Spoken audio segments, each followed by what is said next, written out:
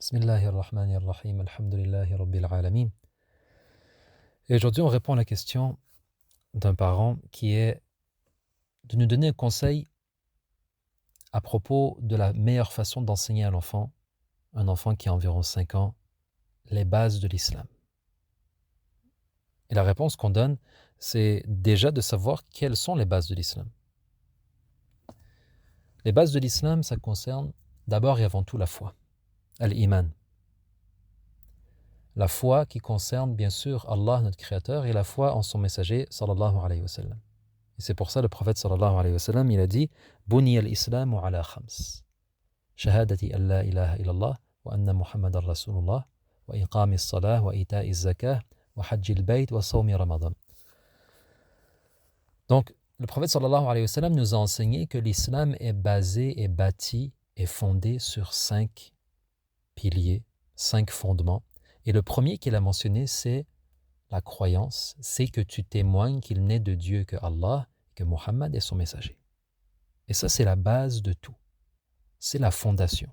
C'est même la condition pour que tout le reste soit accepté. Par exemple, on ne demande pas à une personne de prier si elle n'a pas d'abord et avant tout connu son Créateur, celui pour qui elle va prier. La même chose pour le jeûne de Ramadan. Vous savez, si une personne, elle veut jeûner, elle peut jeûner pour plusieurs raisons, mais lorsque ça entre dans le cadre d'une adoration, eh bien le mot adoration signifie que j'adore. J'adore qui? J'adore Allah. D'où l'importance de connaître Allah et de connaître celui qui a été envoyé pour nous enseigner notre religion, qui est le prophète Muhammad sallallahu alayhi wa sallam. Et c'est donc par cela que je commencerai avec mon enfant. Commencer par la base. Ne pas sauter les étapes, mais tout simplement d'aller avec lui dans une exploration, finalement. Dans un échange et une discussion, finalement, à propos de ce qui est tout naturel pour lui, parce que l'enfant, il est né sur la fitra. Comme vous savez, le prophète sallallahu alayhi wa sallam, il a dit que l'enfant, il naît sur la fitra, c'est-à-dire la bonne nature, qui est de reconnaître qu'il y a un créateur à cet univers. Et c'est sur ce point-là que on peut commencer avec l'enfant. De lui poser de simples questions par rapport à cet éveil de sa foi, cette foi qu'il a en lui, mais qui doit simplement être éveillée et être orientée. Par exemple, lui parler d'un livre, lui faire comprendre que ce livre, est-ce qu'il peut être écrit tout seul? Est-ce qu'il s'est écrit par lui-même? Est-ce que ces mots ont formé des phrases et les phrases ont formé des pages et des chapitres et une histoire?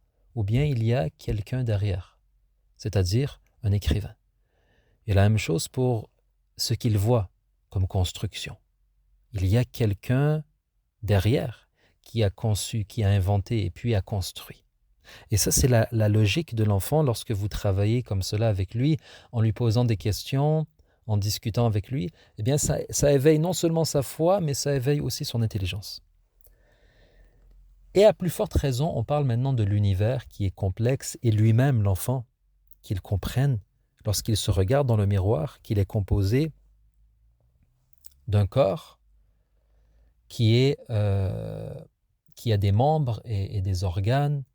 Il se regarde dans le miroir, il voit son visage, il a un nez au milieu du visage, et le nez, il est au-dessus de la bouche et non pas le contraire. Donc lui faire comprendre qu'il y a un ordre aussi dans la création. Il y a la création, mais il y a aussi un ordre. Et l'enfant, naturellement, va se poser la question, va vous la poser, et qui a fait cela? Qui m'a créé? Peut-être qu'il ne va pas utiliser les mots en tant que tels, mais il va vous poser ce genre de questions, et ce sera à vous de lui répondre de la meilleure des façons, de l'amener finalement à dire Allah. Allah est notre Créateur. Et ce mot doit être dans sa bouche.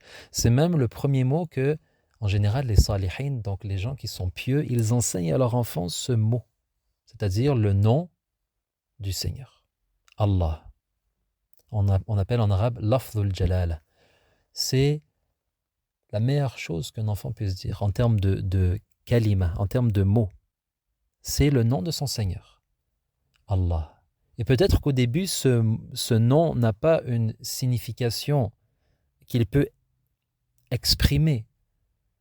Mais le simple fait qu'il soit sur sa langue et Inch'Allah dans son cœur, par la suite avec des connaissances, ça va prendre tout son sens. Il va comprendre que Allah, c'est mon créateur, c'est le créateur de l'univers, c'est celui qui a tout créé et c'est celui qui m'a tout donné. Et c'est donc celui que je dois quoi? Remercier. Et éventuellement, donc lorsqu'il prendra de l'âge, c'est celui que je dois adorer. Parce que le remerciement, il passe aussi par l'adoration. Et l'adoration, elle prend plusieurs formes. La prière, le jeûne, l'aumône, etc.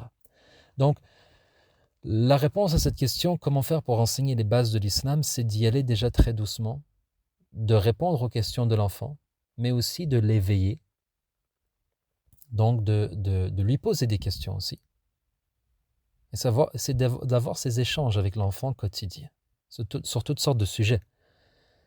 Et de ne pas faire comme certains parents qui ne font que de parler au niveau de l'enfant, mais il faut parfois accepter que l'enfant apprenne des choses qu'il ne comprend pas nécessairement totalement. Et ça, c'est correct. Par exemple, lorsqu'on enseigne à l'enfant de dire certaines paroles, ou on enseigne à l'enfant certains versets, il ne va pas nécessairement comprendre tout au début.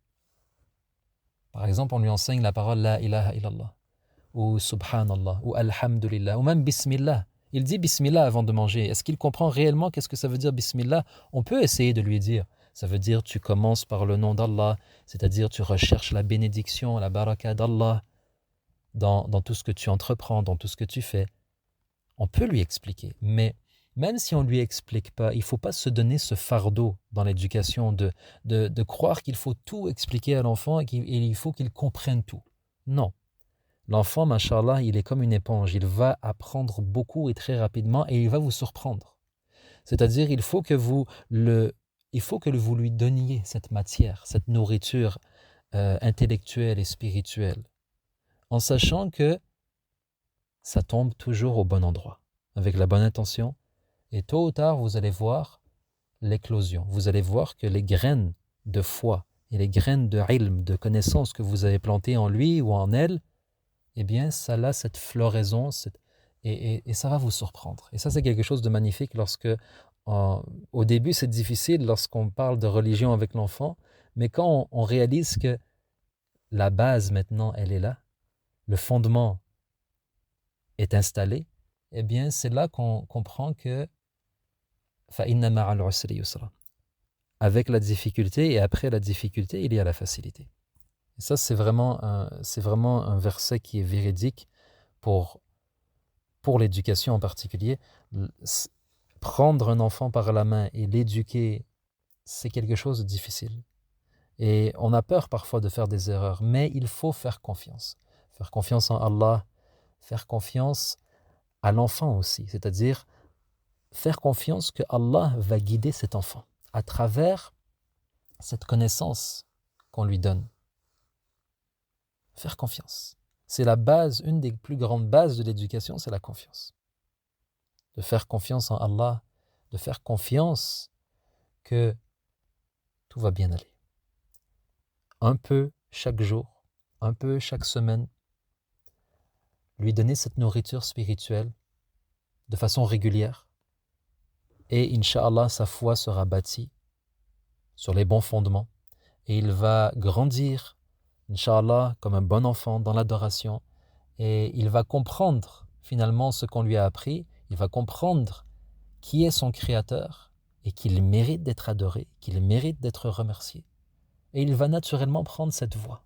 Il va prendre cette voie et il va, Inch'Allah, vous récompenser. Ça, c'est une belle parole. La récompense que l'enfant donne à son parent, c'est quoi? C'est lorsque le parent lui donne une bonne éducation et que l'enfant, il répond à cette bonne éducation par un bon comportement ou par une bonne nature qui est à la fois dans l'adoration du Seigneur, mais aussi dans le service des gens autour de lui, de sa famille, etc. Walhamdulillahi Rabbil Alamin. Wa barakallahu fikum. Wassalamu alaikum wa rahmatullah.